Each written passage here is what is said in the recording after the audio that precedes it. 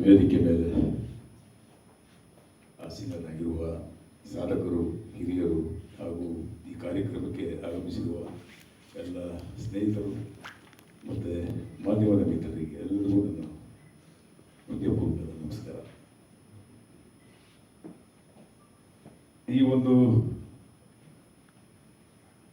amoeba.com Srinivas ಅವರ ಸಾಧನೆ ಅಂತ ಹೇಳಕ್ಕೆ ಇಷ್ಟಪಡ್ತೇನೆ. ಇದು ಒಂಥರ ಸಾಧನೆ.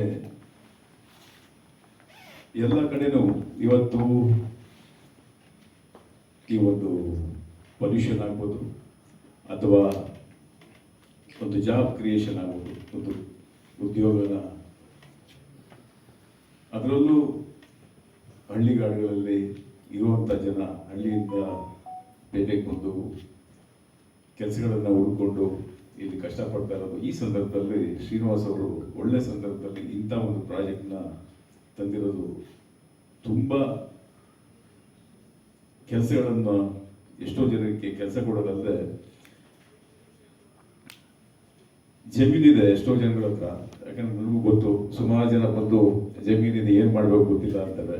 ಸೊ ಆ ಜಮೀನಲ್ಲಿ ಏನು ಬೆಳಿಬೇಕು ಅನ್ನೋದನ್ನ ಮುಖ್ಯವಾಗಿ ಆ ಸಾಯಿಲ್ ಟೆಸ್ಟ್ ಮಾಡ್ತಾ, ಅಲ್ಲಿ ಯಾವ ರೀತಿ ಯಾವ ಗಿಡನ ಬೆಳೆಸಿದ್ರೆ ಅದು ಈಲ್ಡ್ ಕೊಡುತ್ತೆ, ಲಾಭದಾಯಕವಾಗುತ್ತೆ ಅನ್ನೋದನ್ನ ಒಂದೊಂದು ಹಂತದಲ್ಲೂ ಯಾವ್ಯಾವ ರೀತಿ ನಮ್ಮ ಹಳ್ಳಿಯ ಸೊಗಡನ್ನ ತಿರ್ಗಾ ಮತ್ತೆ ನಮ್ಮ ಜನಕ್ಕೆ ಪರಿಚಯಿಸುವಂತ ಒಂದು ಕೆಲಸನ ಮಾಡ್ತಾ ಇರೋದು ಶ್ರೀನಿವಾಸ್ ಅವರಿಗೆ ನಿಜವಾದ ಕೃತಜ್ಞತೆ ಸಲ್ಲಿಸ್ತೀನಿ. ನನಗೆ ಇದರಲ್ಲಿ ಒಂದು ಈ ವಿಷಯಗಳನ್ನು ತಿಳಿಸ್ತಾ ನನಗೆ ಈ ಥರ ಒಂದು ಫಾರ್ಮ್ ಹೌಸ್ ಎಲ್ಲರೂ ಮಾಡ್ತಾ ಇದ್ದಾರೆ. ಇವತ್ತು ಫಾರ್ಮ್ ಹೌಸ್ ಅನ್ನೋದು ತುಂಬ ಬೆಂಗಳೂರು ಸುತ್ತಮುತ್ತ ಆಗ್ತದೆ, ನಾಡಿನ ಎಲ್ಲ ಕಡೆನೂ ಆಗ್ತಾ ಇದೆ.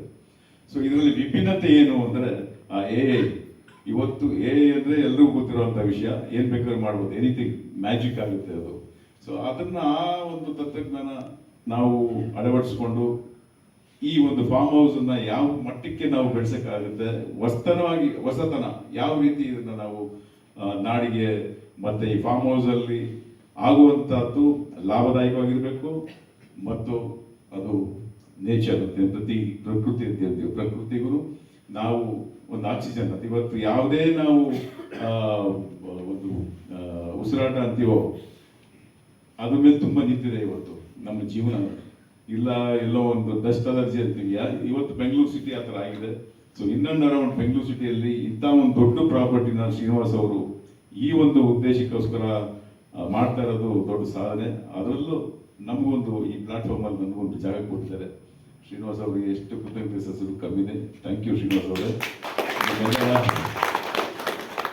ನಿಮ್ಮೆಲ್ಲರ ಒಂದು ಆಶೀರ್ವಾದದಿಂದ ಮತ್ತು ನನ್ನ ಮೇಲೆ ಇಟ್ಟಿರುವಂಥ ನಂಬಿಕೆಯನ್ನು ಉಳಿಸ್ಕೊಂಡು ಆದಷ್ಟು ನಿಮ್ಮ ಆಸೆಯನ್ನು ಪೂರೈಸೋದಕ್ಕೆ ನಾನು ನಿಮ್ಮ ಜೊತೆ ಇರ್ತೀನಿ. ನಾನು ಥ್ಯಾಂಕ್ ಯು.